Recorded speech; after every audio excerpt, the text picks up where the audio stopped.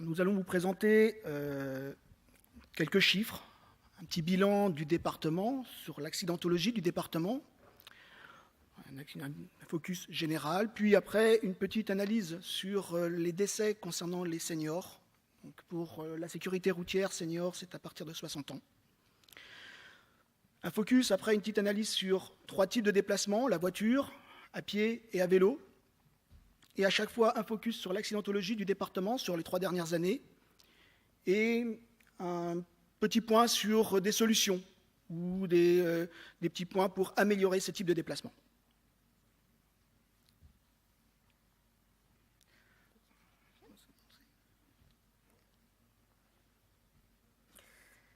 Alors, petit point donc sur le bilan de l'accidentologie des 3 dernières années.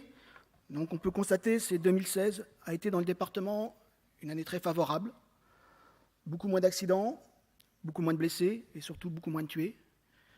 Ce qui, malheureusement, depuis le début de l'année, comme vous avez pu voir dans le journal de Berry, n'est plus le cas. Nous avons déjà 20 tués cette année. Donc c'est des conséquences assez graves.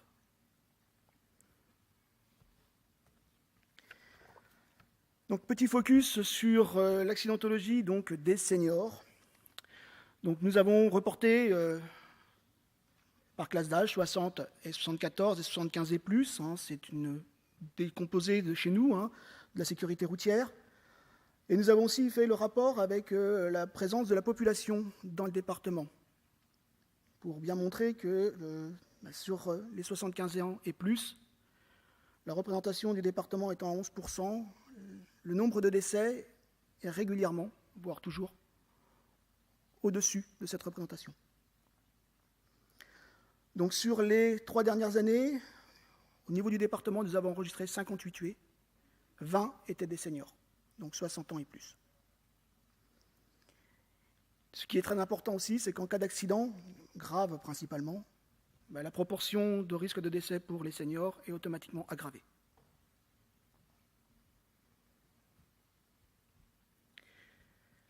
Donc les seniors et la voiture, comme nous pouvons le constater, encore un mode de déplacement fort apprécié et fort utilisé. Donc dans 30% des cas, c'est des utilisateurs de véhicules légers, donc de voitures, qui sont décédés dans le département.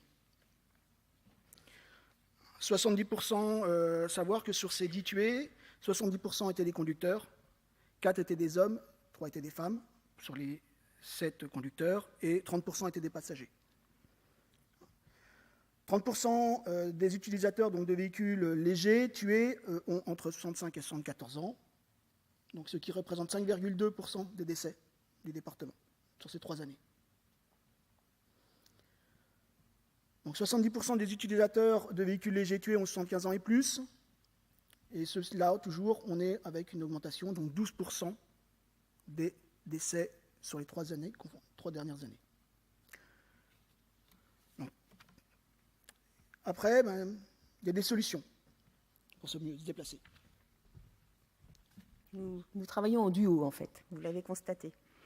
Donc, se déplacer en voiture, comme en effet, vous êtes nombreux aujourd'hui à être venus en voiture. Donc, c'est un outil formidable, c'est aussi un outil qui peut être dangereux. Donc, je vais d'abord souligner les risques, et puis après, évidemment, on verra ensemble qu'il y a plein de solutions pour que cette voiture ne soit pas qu'un risque, seulement un risque. Donc les accidents mortels de la route, et chez les personnes de plus de 65 ans, ont lieu le plus souvent de jour et sur des trajets de proximité. Autrement dit, le trajet que l'on connaît tous par cœur, le trajet que l'on fait le plus souvent. Donc je pense que c'est déjà une première idée fausse qui vient de tomber, c'est-à-dire que ce n'est pas la nuit et ce n'est pas sur un trajet qu'on ne connaît pas. C'est tout l'inverse, le jour, sur un trajet que l'on connaît très bien. En cas d'accident, la proportion des blessures graves et de décès est plus forte chez les personnes de plus de 65 ans. C'est ce qu'on a signalé tout à l'heure. Cela est simplement dû au fait que le corps des personnes âgées est plus fragile et il est plus rapidement soumis à des blessures graves, avec du coup surtout des consolidations plus longues et plus douloureuses souvent. Certains problèmes de santé peuvent altérer la conduite, des problèmes de vue, des problèmes de réflexe, des problèmes de mobilité. Dans ces cas-là, une des premières choses à faire, c'est d'en discuter, même si ce n'est pas facile, d'en discuter avec des amis, d'échanger, d'en discuter avec sa famille, avec ses proches, et puis d'en discuter avec son médecin de famille, dans un premier temps, qui saura sans doute vous orienter, si c'est nécessaire, vers d'autres professionnels. Alors, il y a des risques, je viens de les souligner, mais il y a aussi des solutions, en tout cas certains réflexes à acquérir qui peuvent permettre de continuer à utiliser sa voiture sans craindre l'accident. Donc, la première des vigilances, c'est en cas de prise de médicaments. Il y a des pictogrammes sur les médicaments. Je pense que ce sujet sera abordé plus précisément et plus longuement tout à l'heure, après nous. En tout cas, il faut être vigilant sur ces médicaments, sur les médicaments que l'on prend au quotidien et qui peuvent altérer les bonnes conditions de conduite. Les médicaments peuvent altérer la vigilance, ils peuvent altérer la coordination des mouvements et ils peuvent altérer la vision. Un facteur d'accident extrêmement important, donc. Et puis, si vous sentez que vos capacités sont amoindries, il faut éviter de conduire dans des conditions stressantes, par exemple. Donc, éviter les sorties de travail, au moment du trafic le plus intense, donc le matin à 8 h, le soir à 17 h, c'est là où tout le monde sort. C'est un peu délicat de s'insérer dans la circulation à ce moment-là. Si vous pouvez l'éviter, évitez-le. Il faut éviter aussi... quand il pleut. Enfin, si vous avez le choix, évitez le brouillard, la pluie, le verglas, toutes ces conditions qui sont de toute façon des conditions difficiles de conduite, de toute façon pour tout le monde, et qu'ils sont un petit peu plus pour les personnes plus âgées.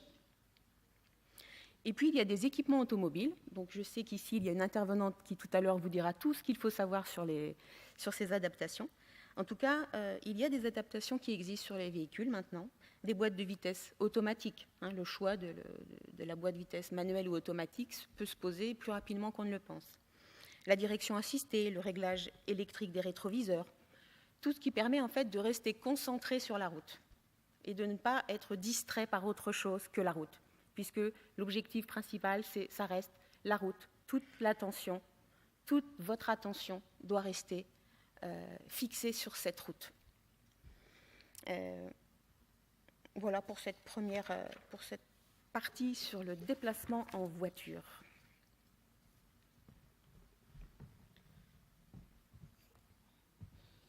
Comme on a pu voir tout à l'heure, pour ce qui est des vélos, il y a beaucoup moins de personnes qui se sont déplacées et qui sont venues en vélo. Donc, ce qu'on peut constater, c'est que la part des personnes décédées dans le département à vélo est donc un seul tué. Voilà. 2 tués ont été enregistrés dans le département entre 2016 et 2014, en 2014-2016 plutôt. Un seul était donc de la classe senior. Voilà. Je vais te laisser. Se déplacer à vélo. Donc, il n'y a pas qu'une seule personne qui est concernée, même s'il n'y a qu'une seule personne qui est venue aujourd'hui. Il y a d'autres moments dans votre vie où le vélo peut avoir sa place. Retrouver sa place avec le vélo électrique, par exemple, qui permet du coup peut-être de reprendre le vélo avec un peu moins d'inquiétude et moins de difficultés surtout. Donc, un vélo en bon état et bien équipé contribue à garantir votre sécurité ainsi que celle des autres usagers de la route, parce qu'il est bien question ici du partage de la route. On n'est jamais seul. En voiture non plus, on n'est jamais seul. En vélo, on n'est jamais seul. Encore moins, parce que là, en plus, on a une fragilité supplémentaire. Il n'y a plus la carrosserie qui nous protège. Donc, le partage de la route, on est sur notre vélo et il y a d'autres usagers qui ont un vélo aussi, mais qui ont une voiture, qui sont des piétons. Voilà, on est tous ensemble sur ce trajet, sur cette route. Donc, petite précision qui paraît superflue, mais je pense ne l'est pas, mais pour tout le monde, vraiment pour tout le monde. Le code de la route s'applique aussi aux cyclistes. Ce n'est pas une révélation, mais je le répète quand même. Le code de la route s'applique aussi aux cyclistes. Les équipements obligatoires. Je ne sais pas si le schéma est assez visible pour tous. S'il ne l'est pas, je précise des points importants.